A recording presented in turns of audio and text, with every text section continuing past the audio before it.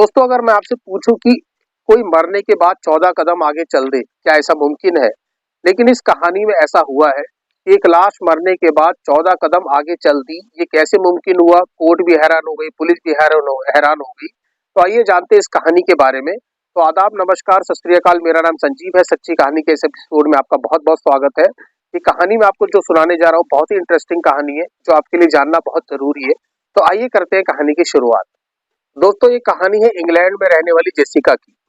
Police के पास एक phone जाता है एक व्यक्ति का, और पुलिस कहता है, और माफी चाहूंगा, व्यक्ति कहता है कि मैं कुछ देर के लिए घर से बाहर गया था। जब घर में वापस आया तो मेरे घर का सामान तितरा बितरा फैला हुआ था। मेरी जो वाइफ है वो घर फर्श पर पड़ी थी बेहोशी की हालत में। उनकी नाक से खून बह रहा था, गले पे काला निशान था और हाथ पैर दोनों उनके टेप से बंधे हुए थे। मुझे आशंका है कि कहीं कोई दिक्कत ना हो जाए। पुलिस वाले व्यक्ति को सांत्वना देते हैं कि एम्बुलेंस आपके घर पर पहुंच रही है, आप बिल्कुल भी परेशान ना हो, और हम भी वारदात पर पहुंच रहे हैं, तो आप बिल्कुल भी टेंशन मत लीजिएगा। और कुछ ही देर बाद पुलिस मौका वारदात पर पहुंच जाती है। अब पुलिस जैसे ही घर पर पहुंचती है, देखती है कि टेप में बंधी एक महिला नीचे पड़ी है। उस महिला को पुलिस उठाती है, एम्बुलेंस में डालती है और अस्पताल की तरफ ले जाती है। लेकिन अस्पताल में जैसे ही डॉक्टर महिला की नब्ज चेक करता है और बोलता है कि ये महिला अब मृत घोषित है, यानी ये मर चुकी है, उसको डेड डिक्लेयर कर देता है। सामने वाला व्यक्ति हैरान और परेशान हो जाता है, और उसके बाद पुलिस वाले जांच की पड़ताल में लग जाते हैं, क्योंकि अब ये एक मर्डर केस बन चुका था। दरअसल दोस्तों, जिस व्यक्ति ने पुलिस के पास फोन किया था, उस व्यक्ति का नाम मितेश था, और जो महिला मृत घोषित कर दी गई थी वह उसकी पत्नी थी, जेसिका। जेसिका 1983 में पैदा हुई, यानी उसका जन्म 1983 में हुआ था, और अपने 6 भाई बहनों में सबसे बड़ी थी। उसके पिताजी कहते हैं कि वह बहुत ही फन लविंग थी, पढ़ने लिखने में काफी होशियार थी, एक फार्मासिस्ट बनना चाहती थी, और बॉलीवुड फिल्मों का उसको काफी शौक था।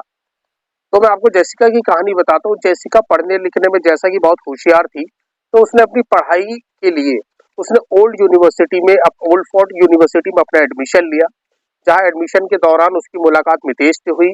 मितेश से उसकी दोस्ती बढ़ी, उनकी फैमिली की मुलाकात हुई आपस में, और दोनों की शादी हो गई। यानी ये शादी एक लव मैरिज थी, और शादी के बाद दोनों एक जॉइंट फैमिली में रहने लग गए। लेकिन कुछ साल जॉइंट फैमिली में रहने के बाद जब जेसिका ने अपने खुद की एक फार्मा लैब खोल ली, उसके बाद दोनों घर से अलग रहने लग गए, और उसकी जो लैब थी उसके घर के बिल्कुल ही पास थी। अब शादी के बाद सेट होने के बाद हर कोई चाहता है कि उसके घर में एक तीसरा मेहमान आए, यानी कि एक बच्चा आए। तो दोनों ने बच्चे के लिए बहुत ट्राई किया, लेकिन कामयाबी मिली नहीं। उसके बाद उन्होंने आईवीएफ का एक ट्रीटमेंट लिया। आईवीएफ ट्रीटमेंट जो कि एक आर्टिफिशियल ट्रीटमेंट होता है, जिसमें बच्चा पैदा करने की एक कोशिश की जाती है। एक कोशिश करी, 2 कोशिश करी, 3 कोशिश में भी वो नाकामयाब रहे। उसके बाद उन्होंने सोचा कि अब कोई और तरीका अपनाया जाए। इसके लिए अभी वो सोच ही रहे थे, तभी तारीख आती है 17 मई 2018।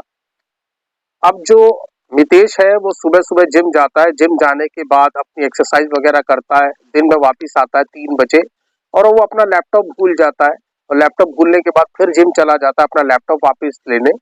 उसके बाद 7 बजे जेसिका घर आती है अपना काम खत्म करके, जैसा कि कैमरे की मौजूदगी में है। कैमरे में की ये फुटेज मैं आपको जरूर दिखाऊंगा। तो जेसिका शाम को घर आ जाती है 7 बजे। उसके बाद 7 बजे के बाद जैसे ही मितेश अपने घर पर वापस आता है, वो देखता है कि सामान बिखरा हुआ है। जेसिका के मुंह से खून, नाक से खून निकल रहा है, हाथ पैर टेप से बंधे हुए हैं, गले पे भारी निशान है। वो पुलिस को कॉल करता है। पुलिस को कॉल करने के बाद पुलिस सांत्वना देती है, जैसा कि मैं आपको बता चुका हूँ। अब पुलिस मौका वारदात पर पहुंचती है और देखती है कि जेसिका के जो हाथ पैर है वो बंधे हुए थे। उसके बाद उसने उसको अस्पताल भेज दिया था।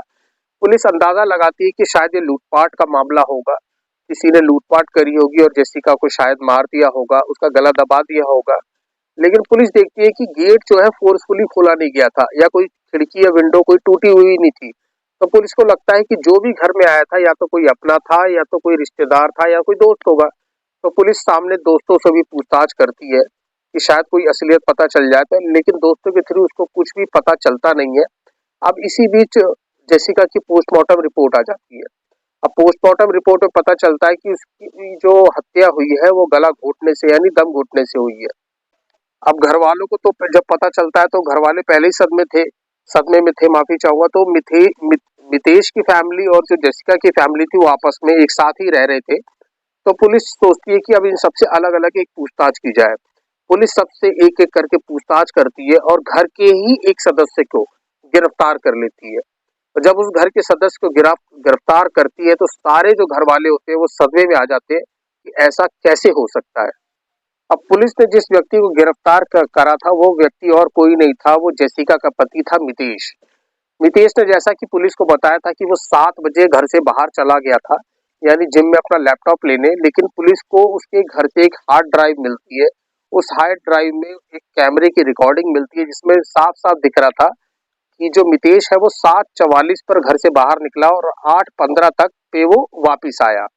अब पोस्टमार्टम मॉर्टम के मुताबिक जो जेसिका की मौत हुई थी वो 7 से 7:30 के बीच में हुई थी। पुलिस ने इस इन्वेस्टिगेशन में पाया कि जेसिका के घर पे एक सूटकेस मिला, जिस केस सूटकेस में बहुत सारी ज्वेलरी और पैसे थे। उसके बाद पुलिस को मितेश के पास से एक फोन मिला, यानी जेसिका का भी एक फोन मिला जिसमें वो एक हेल्थ केयर एप्लीकेशन का इस्तेमाल करते थे जिसमें स्टेप काउंटर होता है कि आप दिन में कितना चलेंगे, वो स्टेप काउंट करके आपको बता देता है। तो इसमें ये दिखा कि 7 से 7:30 बजे के बीच में जब जेसिका की मौत हो गई तो 7:44 से लेके 7:46 तक जेसिका के जो फोन में हेल्थ एप्लीकेशन थी उसमें 14 या 15 कदम और स्टेप एक्स्ट्रा काउंट कैसे हो गए। तो पुलिस ने अंदाजा लगाया शायद ये मिथिलेश ने फोन को हटाने की कोशिश की होगी ताकि वो पुलिस को गुमराह कर सके। अब साथ ही पुलिस को एक और घटना का पता लगा। पुलिस ने देखा कि गूगल सर्च की हिस्ट्री देखी पुलिस ने मिथिलेश की, और उसमें पिछले 2 साल से वो क्या सर्च कर रहा था, आप यकीन नहीं मानेंगे, पिछले 2 साल से वो ये सर्च कर रहा था, how to kill wife, how to commit perfect murder, मतलब कि किस तरह पत्नी को मारा जाए या किस तरह एक परफेक्ट मर्डर किया जाए। पुलिस को उसकी गूगल हिस्ट्री में ये सब चीजें मालूम हुई। साथ ही पुलिस ने उसके मोबाइल में पाया कि वो ब्लाइंडर नाम का एक एप्लीकेशन यूज करता था। ये ब्लाइंडर ऐप होती क्या है मैं आपको बता देता हूँ, जिसमें लड़कों को डेट किया जाता है। आमतौर तौर पर लड़के लड़कियों को डेट करते हैं, लड़कियां लड़कों को डेट करती हैं, पर ये जो एप्लीकेशन होती है यहाँ पर लड़के लड़के को डेट करते हैं। तो पुलिस ने पाया कि पिछले 8 साल से उसकी एक दोस्ती है डॉक्टर अमित पटेल के साथ, जिसके साथ वो रिलेशन में है। यानी पुलिस ने पाया कि जो मितेश है वो एक गे है और उसका रिश्ता एक किसी पुरुष के साथ है।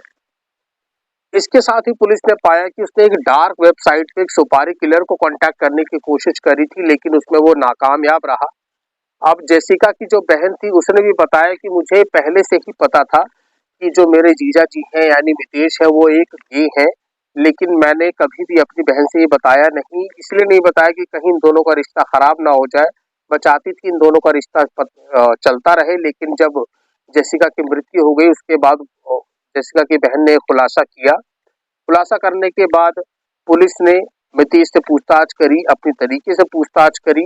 पूछताछ के दौरान मितेश ने सब कुछ बताया और उगला, कहा कि हाँ मैंने ही अपनी बीवी का कत्ल किया है, और वो कत्ल इसलिए किया था क्योंकि मैंने उसके नाम से एक बीमा करा रखा था 2 साल पहले, और उस बीमे की रकम जो थी यानी उसका जो रिस्क कवर था वो करोड़ों से ऊपर का था, कि अगर जेसिका मर जाती है तो उसका जो रिस्क कवर है करोड़ों से ऊपर का वो मुझे मिलता, क्योंकि नॉमिनी वही था। तो यही था पूरा प्लान जो मिथिलेश ने अपनी बीवी को रास्ते से हटाने का रचा हुआ था। अब कोर्ट ने मिथिलेश को, माफी चाहूंगा, पुलिस ने मिथिलेश को कोर्ट के सामने पेश किया। कोर्ट ने उसको दोषी करार पाया, ऑनर किलिंग का मामला पाया और उसको 30 साल की सजा सुनाई। फिलहाल अब जो मिथिलेश है वो जेल में है और अपनी सजा पूरी कर रहा है। मैं भी यही चाहूंगा, अगर दोषी इस प्रकार के होते हैं तो इस प्रकार की जो भी घटनाएं होती हैं बहुत गलत होती हैं। आप भी सतर्क रहिएगा, आप भी हमेशा जागरूक रहिएगा कि जोश में आके, गुस्से में आके, लालच में आके कभी इस तरह की कोई हरकत मत करिएगा, क्योंकि मेरी आप फैमिली है, मैं अपनी फैमिली को नहीं समझाऊंगा तो किसको समझाऊंगा। तो दोस्तों ये थी एक बहुत छोटी सी कहानी जेसिका हत्याकांड की, जो कि इंग्लैंड में हुई थी। दोस्तों अभी तक अगर आपने चैनल को सब्सक्राइब नहीं किया तो सब्सक्राइब जरूर कर लीजिएगा, क्योंकि एक स्टोरी बनाने के लिए बहुत मेहनत लगती है, 3 से 4 दिन का वक्त लगता है, और जब आपका सपोर्ट आता है तो हमें बहुत अच्छा लगता है। तो दोस्तों इसी तरह आपके साथ मुलाकात होती रहेगी। तब तक के लिए मुझे संजीव को इस सच्ची कहानी के एपिसोड से विदा दीजिएगा। नमस्कार।